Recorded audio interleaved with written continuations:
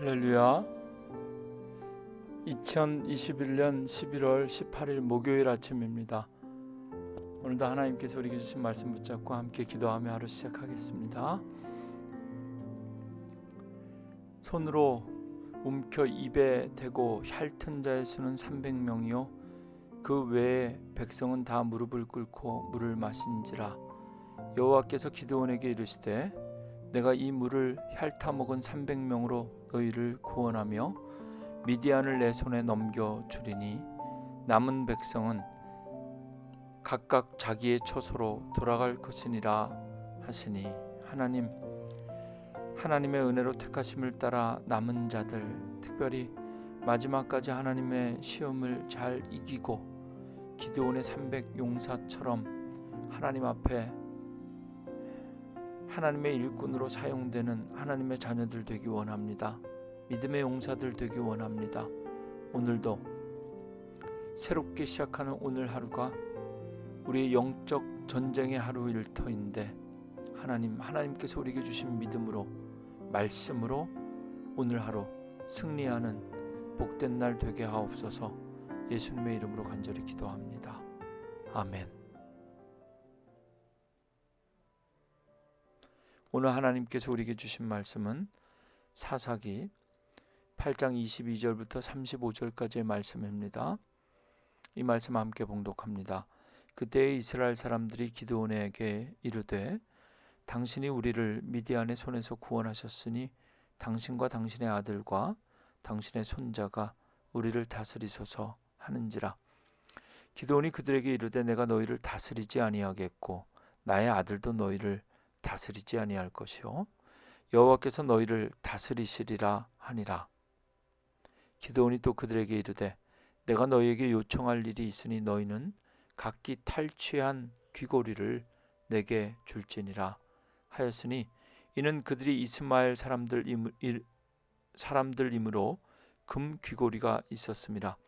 무리가 대답하되 우리가 즐거이 드리리이다 하고 겉옷을 펴고 각기 탈취한 귀고리를 그 가운데 던지니 기드온이 요청한 금 귀고리의 무게가 금 1700세겔이요 그 외에 또 초승달 장식들과 폐물과 미디안 왕들이 입었던 자색 의복과 또 그 외에 그들의 낙타목에 둘렀던 사슬이 있었더라. 기드온이 그 금으로 에봇 하나를 만들어 자기의 성읍 오브라에 두었더니 온 이스라엘이 그것을 음란하게 위함으로 그것이 기드온과 그의 집에 올무가 되니라. 미디안이 이스라엘 자손 앞에서 복종하여 다시는 그 머리를 들지 못하였으므로 기드온이 사는 40년 동안 그 땅이 평온하였더라. 요아스의 아들 여룹바알이 돌아가서 자기 집에 거주하였는데 기드온이 아내가 많으므로 그의 몸에서 낳은 아들이 70명이었고 세겜에 있는 그의 첩도 아들을 낳았으므로 그 이름을 아비멜렉이라 하였더라. 요아스의 아들 기드온이 나이가 많아 죽음에 아비에셀 사람의 오브라에 있는 그의 아버지 요아스의 묘실에 장사되었더라.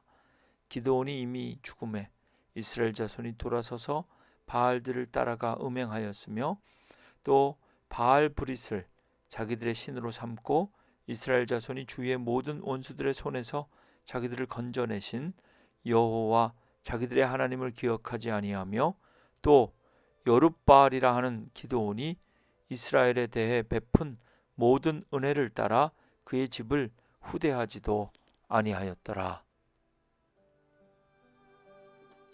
오늘 하나님께서 우리에게 주신 말씀 사사기 8장의 마지막 22절부터 35절까지 말씀 읽었습니다. 다섯 번째 사사 기드온에 대한 마지막 기록인데요. 오늘 이 말씀 속에서 우리가 함께 묵상하기 원하는 첫 번째 교훈은요, 처음부터 끝까지 처음과 나중 되시는 주님과 함께 동행해야 됩니다. 마지막에 승리하는 것이 진짜 승리이고요. 그러나 정말 우리가 기도해야 될 것은 결과만 가지고 기도하는 것이 아니라 과정도 중요합니다. 과정이 하나님의 뜻에 합당해야 되고 그리고 그 과정을 통해서 하나님께서 주시는 올바르고 온전한 열매 맺는 삶 되기를 이 사사 기드온의 모습을 통해서 역설적으로 우리가 교훈 얻게 되기를 주님의 이름으로 축원합니다. 전쟁에서 이긴 기드온을 이스라엘 백성들은 찬양하기 시작합니다. 당신이 우리를 구원하였으니 당신과 당신의 아들과 당신의 자손들이 손자들이 우리를 대대로 다스리게 하소서. 왕이 되달라는 요청인데요. 기도는 이 요청을 거부합니다. 너무 은혜스러운 표현인 것 같은데요. 나는 그렇게 하지 않겠다. 너희를 다스리는 분은 오직 여호와 한 분이시다. 내가 내 아들과 내 자손이 아니라 하나님께서 너희를 다스린다. 하나님께서 다스리는 삶이 가장 안전하고 축복된 삶입니다. 그런데 이 기드온의 이 말씀이 왠지 불안합니다. 나는 왕이 되지 않을 것이다. 여호와께서 직접 너희를 다스릴 것이다. 그런데 24절 기드온이 백성들에게 요구하는 것이 있습니다.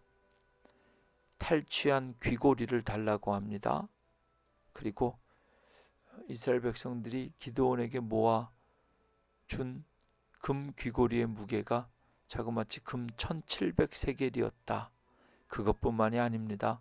전쟁에서 이기고 돌아오면서 얻었던 전리품들을 다 모아서 기드온에게 주었고 기드온은 그것을 가지고 에봇을 만들어 입었습니다.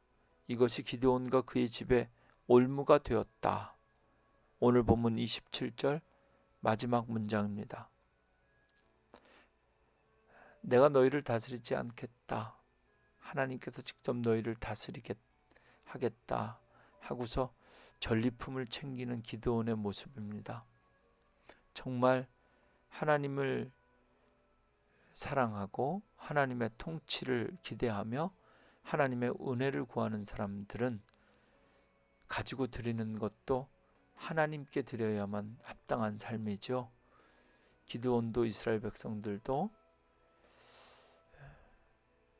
영적 전쟁에서 미디안과의 전쟁에서 함께 싸워주시고 이기게 해주신 분이 하나님임을 올바로 기억했다면 끝까지 하나님만 붙잡았을 것이고 그리고 그 하나님께만 예물을 드리고 감사했을 것입니다. 기드온의 모습을 보면서 결론은 기드온의 하나님의 부르심으로 시작한 기드온의 인생이 마지막에는 여룻바알 바알과 맞서 싸웠던 기드온이 스스로 바알이 되는 자신이 우상이 되는 그런 마지막 인생의 모습을 보게 됩니다. 마지막 기드온이 죽는 장면을 33절부터 35절까지 말씀을 돌아보면요. 기드온이 죽자 이스라엘 백성들이 다시 바알을 하나님을 버리고 바알에게 돌아갔고 또 그렇게 기드온과 그의 자손들에게 은혜를 입었던 이스라엘 백성들이 그 은혜를 다 잃어버리고 그 누구도 기드온이 죽은 이후에 기드온에 대해서 감사하거나 후대하지 않았다. 여러분, 지금의 인생보다 중요한 것이 오늘 하루도 우리의 미래를 준비하는 복된 날 되어야 할 것입니다.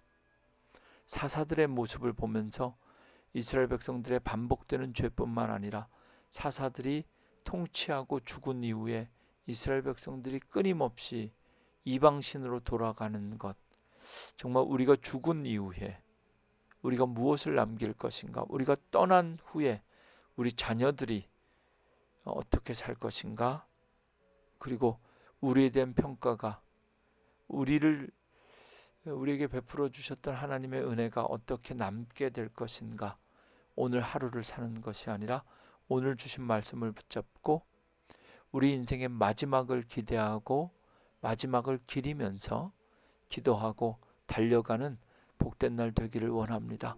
함께 기도하겠습니다. 하나님, 큰 용사로 부름받은 기드온이 하나님의 큰 은혜를 경험하고도 마지막에 바알과 싸워 이겼던 기드온이 스스로 바알이 되는 전리품을 모조리 챙기고 그리고 그것을 녹여 마치 제사장들만 입을 수 있었던 에봇을 만들었던 기드온의 모습을 통해서 하나님 우리를 돌아봅니다.